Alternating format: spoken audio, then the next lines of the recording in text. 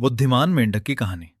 जरा कल्पना कीजिए, एक हरा भरा जंगल, सुबह की हल्की धूप और तालाब के किनारे बैठा एक छोटा सा हरा मेंढक जो शांति से धूप सेक रहा है। लेकिन उसे क्या पता था कि ऊपर आसमान में एक भूखा और चालाक कौवा उस पर नजर गड़ाए बैठा है। अचानक फड़फड़ाते पंखों की आवाज के साथ कौवा नीचे झपटता है और मेंढक को अपने पंजों में पकड़कर आसमान में उड़ जाता है। मेंढक बहुत डर जाता है, उसका दिल तेज तेज धड़कने लगता है, लेकिन वो घबराता नहीं, क्योंकि उसे पता है डर से नहीं बुद्धि से रास्ता निकलता है। कौवा एक पेड़ की डाल पर बैठता है और कहता है, अब बचने का कोई रास्ता नहीं। तभी मेंढक हिम्मत करके बोलता है, कौवाराज, इस पेड़ पर रहने वाली भूरी बिल्ली को जानते हैं? वह मेरी मौसी है। अगर मुझे कुछ हुआ तो वो आपको नहीं छोड़ेगी। कौवा घबरा जाता है और मेंढक को लेकर फिर उड़ जाता है।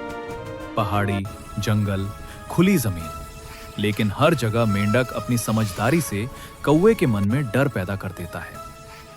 आखिरकार कौवा नदी के किनारे आकर बैठता है। वो कहता है, अब तुम्हें बचाने वाला कोई नहीं है। मेंढक थका हुआ है, लेकिन उसकी बुद्धि अब भी जाग रही है। वो धीरे से बोलता है, कौवेराज, अब तो मैं आपके ही हाथ में हूं।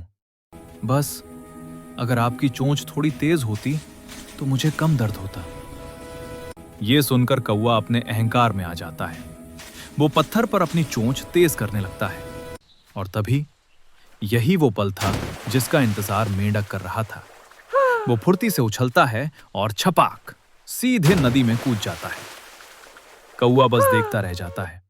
पानी के अंदर से मेंढक की आवाज आती है, कौवेराज, चोंच तेज करना अच्छा है, लेकिन उससे ज्यादा जरूरी है बुद्धि तेज करना। और इसी के साथ हमें मिलती है इस कहानी की सीख, परिस्थितियां कैसी भी हों, अगर हमारे पास बुद्धि और साहस हो तो हर मुश्किल का हल निकल ही आता है।